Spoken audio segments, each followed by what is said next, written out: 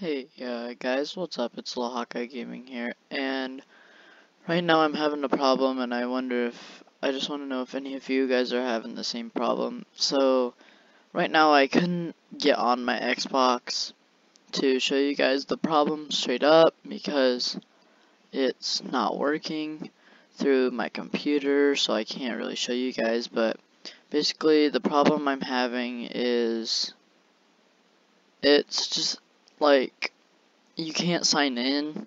When I go to sign in, it kicks me out and it says there was a problem, and I retried and retried and reset my Xbox and it does the same thing.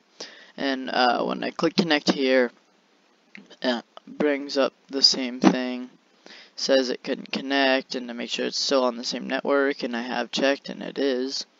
So I don't know what's wrong with Xbox, but if you guys know, please let me know what's wrong and how to fix it, and I'll see y'all later. Peace.